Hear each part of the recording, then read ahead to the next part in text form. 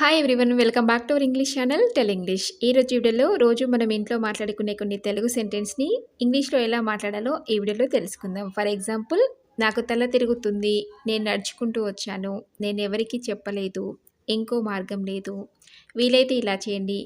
ఇలాంటివన్నీ కూడా ఇంగ్లీష్లో ఎలా మాట్లాడాలో ఈ వీడియోలో చూద్దామండి. నచ్చితే లైక్ చేయండి. అలాగే ఇలాంటి మరెన్నో వీడియోస్ కోసం సబ్స్క్రైబ్ చేసుకోవడం అసలు మర్చిపోవద్దు. ముందుగా నాకు తల తిరుగుతుంది అని చెప్తూ ఉంటాం కదా, దాన్ని ఇంగ్లీష్లో ఎలా చెప్పాలంటే I'm feeling dizzy, I'm feeling dizzy అని చెప్పాలి. అలాగే నేను నడుచుకుంటూ వచ్చాను అని ఇంగ్లీష్లో చెప్పడానికి I came on foot, I came on foot అని చెప్పాలి. ఇప్పుడు ఎవరైనా పంపించు అంటాం కదా, దానికి ఇంగ్లీష్లో చెప్పాలంటే సెండ్ సమ్వన్, సెండ్ సమ్వన్ అని ఇంగ్లీష్లో చెప్పాలి. అలాగే నేను ఎవరికి చెప్పలేదు, పలానా విషయం ఉంటుంది ఎవరికి చెప్పలేదు అని చెప్తాం కదా, అలాంటప్పుడు I have not told anyone, I have not told anyone అని ఇంగ్లీష్లో చెప్పాలి. అలాగే నేను రేపు రావచ్చా అని ఎవరైనా అడుగుతాం కదా, అలాంటప్పుడు కెన్ ఐ కమ్ టుమారో, లేదా నేను మండే రోజు రావచ్చా అంటే can I come on Monday అని కూడా అడగచ్చు.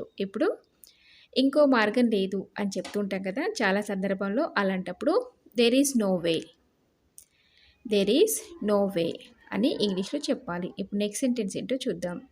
నేను ఈరోజు త్వరగా ఇంటికి రాలేను అని చెప్పడానికి I can't come home early today, I can't come home early today అని ఇంగ్లీష్లో చెప్పాలి. ఇప్పుడు వీలైతే ఇలా చేయండి అని చెప్తూ ఉంటాం కదా, అలాంటప్పుడు if possible do this, if possible do this అని ఇంగ్లీష్లో చెప్పాలి. అలాగే ఆలస్యం అవుతుంది అంటాం కదా, దానికి ఇంగ్లీష్లో ఎలా చెప్పాలంటే it's getting late, it's getting late, it's getting late అని ఇంగ్లీష్లో చెప్పాలి. అలాగే చీకటి పడుతుంది అని అంటాం కదా, అలాంటప్పుడు it's getting dark, it is getting dark అని కూడా అనొచ్చు. ఇప్పుడు నువ్వు త్వరగా చేయగలవా అని అడుగుతాం కదా, దాన్ని ఇంగ్లీష్లో ఎలా చెప్పాలి అంటే can you make it fast, can you make it fast అని అడగాలి. అలాగే నువ్వు ఇది త్వరగా కుట్టగలుగుతావా అని అడుగుతాం కదా, can you stitch it fast అని అడగాలి. అలాగే వీలైతే అతనికి కాల్ చెయ్యి అని ఇంగ్లీష్లో ఎలా చెప్పాలి అంటే if possible call him, if possible call him.